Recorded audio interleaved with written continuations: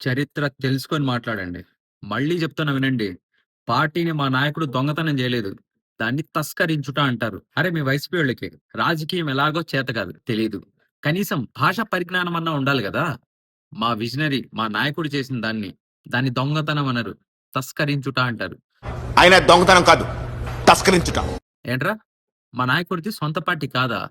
ఆయన సొంత పార్టీ పెట్టుకోవాల్సినంత కర్మ మా నాయకుడికేం పట్టిందిరా? మీ నాయకుడంటే సెంటర్‌లో, స్టేట్‌లో ఉన్న కాంగ్రెస్ పార్టీతో విభేదాలొచ్చి, రాజకీయం చేతకాక వాళ్ళతో విడిపోయి ధైర్యంగా పార్టీ పెట్టి, ఇద్దరితో స్టార్ట్ చేసి 150 స్థానాలు గెలిచాడు. జగన్ అనే నేను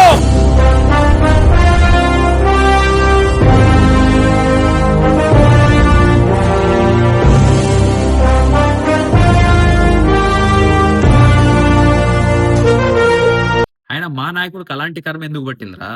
మా నాయకుడు 83లో కాంగ్రెస్‌లో నిన్నాడు.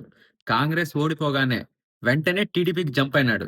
టీడీపీకి జంప్ అయిన తర్వాత మా కారణ జన్ముడు సీనియర్ ఎన్టీఆర్ వీక్ మూవ్‌మెంట్‌ని తెలుసుకొని ఎమ్మెల్యేలని మభ్యపెట్టి పోగు చేశాడు. దెబ్బకి సీఎం అయ్యాడు. ఆ కూతురిచ్చి పెళ్లి చేస్తే తండ్రి లాంటి వాడిని ఇంచుమించుగా లాంటి వాడిని ఏ విధంగా మోసం చేశాడో చంద్రబాబు నాయుడు.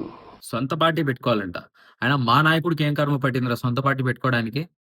మా నాయకుడిని ఎవడన్నా ప్రశ్నిస్తే మీరు నా తల్లిని దూషించారు, తెలుగుదేశం పార్టీని క్షమించను, మర్చిపోకండి. వెంటనే పొత్తు పెట్టుకుంటాడు. గెలవాలనుకుంటే ఎవరిదైనా పొత్తు పెట్టుకుంటాడు. జనసేన తెలుగుదేశం కలిసి వెళ్తాయి వచ్చే ఎన్నికల్లో. ఇంకొకటి అన్నాడు మొన్న, ఆ బిజినెస్ కూడా మా నాయకుడిది కాదంట. ఎవరిదో అంట. హెరిటేజ్ ఫుడ్స్ నాది సంస్థ. నా డబ్బు ఎక్కువ, నా షేర్ ఎక్కువ, అతనిది తక్కువ. ఇప్పుడు వీటన్నిటికీ మా విజనరీ ఎక్స్ప్లెనేషన్ ఇచ్చుకోవాలరా? రాజకీయం చేత కాదు కానీ మాట్లాడతారు మీరు మళ్ళీ. తమిళ్లో ఈ వైసీపీ వాళ్ళకి ఎంత చెప్పినా బుద్ధి రాదు. మీరు మాత్రం సబ్స్క్రైబ్ చేయడం మర్చిపోవద్దు. అన్నా చంద్రన్న వినరామాయన్న, నా మాటలు నమ్ము నిజమన్నా.